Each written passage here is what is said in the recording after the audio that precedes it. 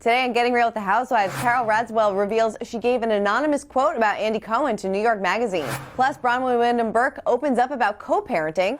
Sutton takes a swipe at Teddy, and Teresa texts Dina. Chanel Ayan reveals where things stand with her former enemy, Stanbury.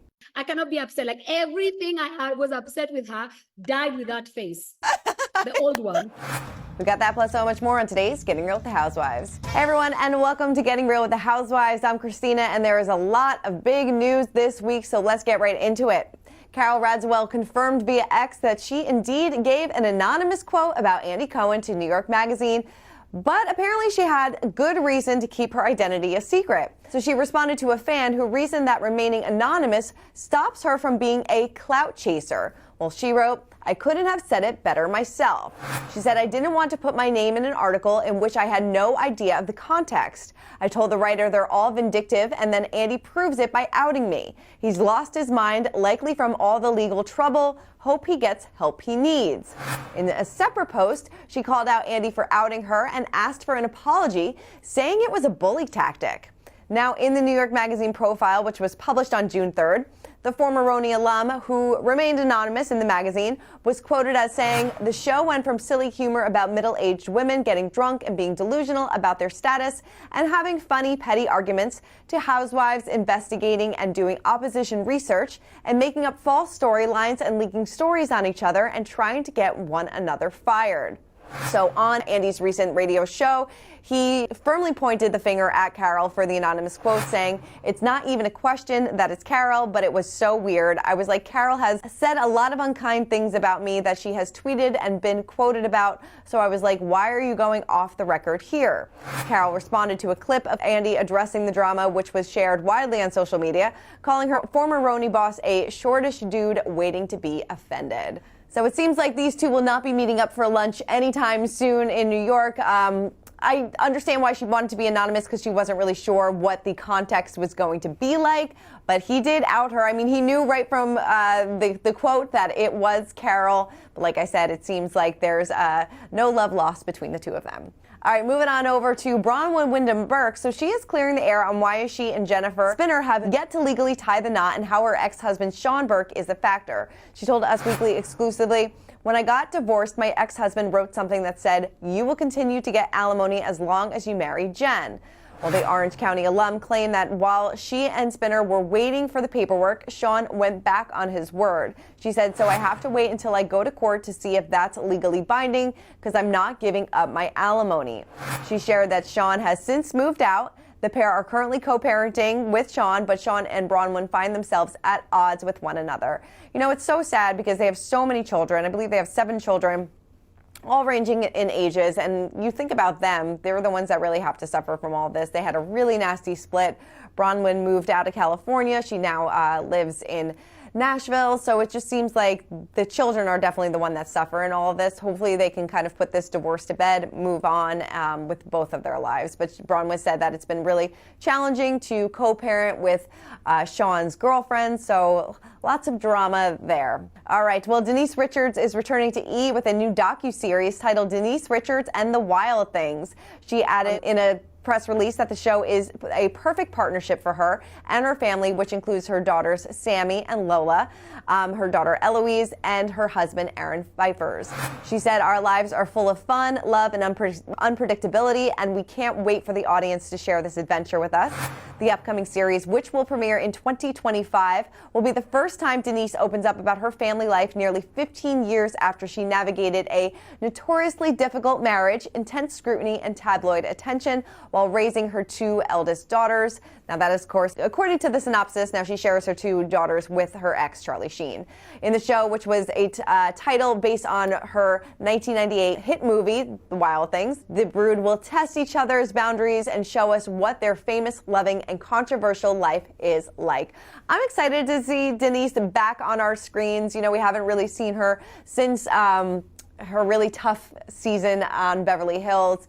I think it'll be interesting to see more of her family life, what her dynamic is with her children, with her husband, who definitely made a lot of waves on Beverly Hills as well. I wonder if Charlie Sheen will make an appearance every now and then.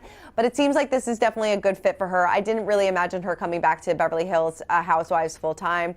So I think that this will be a great next step, and I'm excited to see Denise back on reality TV. Let us know what you think in the comments as well. Teresa Giudice and Dina Manzo's friendship was rumored to be dead in the water, but the former Real Housewives of New Jersey co-stars may in fact be friendlier than fans actually believe. So Teresa has revealed that she texted Dina after learning that her ex-husband Thomas Manzo had been convicted of hiring a mobster to assault her then boyfriend in 2015. This is the craziest story. She said on Watch What Happens Live, "I texted her and she hearted it. You know, justice was served." Now, Teresa was reluctant to comment any further on the pair's controversial friendship, which is believed to have fallen apart after Dina failed to attend Teresa's 2023 wedding to Louis. While the so-called feud was never officially confirmed, Dina unfollowed Teresa on Instagram after the event, which sparked rumors of a rift. At the time, Joe Gorga was filmed telling the cameras on Real Housewives of New Jersey how he believed their friendship ended due to an argument over business. Now, Thomas was found guilty by a federal jury on June 4th of conspiracy, falsifying and concealing documents, and committing a violent crime in aid of racketeering activity after hiring somebody to assault Dina's now husband, David Canton. I mean, I still think that there is definitely some sort of a rift between them. I mean, Dina was there when Teresa got engaged, so something definitely went down between the two of them. I just don't think that they're, want to say it, maybe it had something to do with business. Seems to be a trend with Louis and kind of some of his problems with some of her former co-stars and things like that. But it is sad. They were friends for a really long time. It seemed like they definitely got along. Like I said, she was there for her engagement. So maybe we'll have to see what happens. But glad justice definitely was served, because that is such a crazy story. All right, both Sutton and Teddy Mellencamp make separate surprise appearances in the Real Housewives of Orange County trailer, which was released last week. Teddy opened the trailer with a crack at full-time housewife turned friend Vicki Gunvalson, saying, "Welcome, Housewives," and Vicki. So the assembled cast hit back with Heather Dubrow calling the comment rude, and of course Vicki didn't mince words, calling Teddy a effing bitch. So Sutton had her choice of clips to promote her OC appearance, but she chose to share a screen grab of Teddy getting called a effing bitch to her Instagram story. So Teddy and Sutton, clashed during their time on Beverly Hills. Sutton called a then pregnant Teddy boring, but the tension has been rising recently. You know, Teddy left the show on season 10, and she's found ways to get in extra digs at her former co-star. She alleged that Sutton had vodka in her purse during an appearance on Watch What Happens Live. So they definitely have a rich history in digs at one another. I am so excited for this upcoming season of OC. I mean, that trailer was top tier Housewives. It looks like it's going to be spicy. It's going to be dramatic. A lot of drama. I'm just ready for it. I think it's going to be a really good season. So we have only a couple more weeks to go, and we'll be talking a lot about OC. But the Real Housewives of Dubai is back, and I hope you guys are enjoying this season so far. But Caroline Stanbury got candid about the struggles of trying to have a baby at the age of 48. Now, she is undecided whether or not she wants to try and get pregnant or use other means such as surrogacy to have a child with her husband, Sergio Corallo, whom she married back in December of 2021. She wrote an essay for Today.com saying, "My doctor thinks that I may be able to carry one more child, and I also feel the healthiest I've ever been, but moving forward with having another baby is a difficult decision at my age." Now, she shares an 18-year-old daughter, Yasmin, and twins, Zach and Aaron, who are 14, with her ex-husband. And she knows that Sergio, who is 29, will be a great dad, adding that he deserves to be a father and it could be fun. "Maybe I'm better prepared to go back into the trenches now. I know exactly what to expect, so I won't be so overwhelmed by it all." Now, like I said, they are exploring all the options, but she did share that she battled preeclampsia, a complication resulting in persistent high blood pressure during her past pregnancies. So that is also in the back of her mind. It's kind of scary. So they started the IVF process in 2022 and now have one embryo, which she called a baby boy on ice, and she told us that at BravoCon as well. Now, she suggested to Sergio that they use an egg donor if another round of IVF was unsuccessful, and you know, they are looking for a surrogate. I mean, it's been a big topic of conversation between the two of them. He really wants to be a dad, and you know, there's a 20-year age difference between the two of them. You know, she's worried about her kids, you know, going off to college, finishing high school, and being with them in that phase of their life, and then to start all over again. would definitely be an adjustment. So I wonder if they will go that surrogacy route, if they will explore those other options, but definitely it's going to be a topic of conversation on this season, as well as her relationship with Chanel Ayan. So we actually caught up with Chanel, and we know that these two have gone from enemies to friends. So here's what she had to say about their newfound friendship. What I love this season too is I love seeing you and Caroline being, besties as of the first 3 episodes. I don't know how the rest of the season plays out, but was that an unexpected surprise for you? Is she still do you still consider her a pineapple? Yes, I still do consider the girl pineapple, right? So the thing is, like, I have 9 sisters, okay? And so at reunion, when I say to her, I'm going to give her fire extinguisher to stop the fire and start afresh, I actually meant it. And we were traveling back to Dubai, and she didn't have a car that was picking up. She forgot to get her first class car to take her home. So I'm in the airport. She's like, I cannot get a car. I forgot to get my car. I was like, this is the first call we've had ever. And I was like, don't worry, girl. I got you. I'll make sure you go home. So from that moment, we literally connected. We talked, we joked, we had dinners. Our kids are teenagers.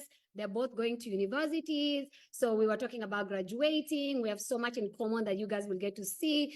And it was just like, I'm the type of person when I'm like, I'm going to give you a chance. I'm going to give you a chance. Because I feel like life is so short. Honestly, life is so short. Like, that is so last season. This season, we're getting along. We're laughing. I was just talking to her now. And I'm happy about our friendship. And you guys don't get to see it, I love that. What did you think of her facelift? Because she was very open about it. Man, let me tell you something. I was not prepared. So I was in the Hamptons at my business partner's house, Tony, and she calls me. She goes, okay, I need to show you my facelift. It was 24 hours. I was like, what? Like, no. I was so scared for it. And then she tortured me. Every single day she would call me to be like, what do you think about the progress? What do you think about the progress? And it's so hard for me now to look at her because I'm used to being pissed at her old face, And now it's like this new bitch with a new face that I'm like, does she have 2 faces? Like, I'm like, I cannot be upset with her anymore because I like this new face. It's cute. It's pretty. She looks fabulous. And I cannot be upset. Like, everything I was upset with her died with that face. The old one. Love to see it. Chanel and Caroline Stanbury are doing well, but Chanel and Lisa are not. So it's going to be interesting to see how this season plays out. All right, ending it off with our social spotlight of the week. And mine goes to Dolores Catania. She was hitting the streets of New York City with her boyfriend, Paulie. As we know, they've had some issues this season, with Paulie not getting a divorce and Dolores kind of wanting him to speed along that process. And a lot of people are having some opinions about their relationship. But I think she posted this to be like, silence the haters. We're still doing really well. So I love to see it. I love my Dolores. All right. Well, that is it for this week's episode of Getting Real with the Housewives. Let me know in the comments what you thought about the OC trailer, if you're excited about that, what you think really happened with Teresa and Dina. So much to talk about this week. So I'd love to see what you had to say. So keep commenting, keep subscribing, and I'll see you next week.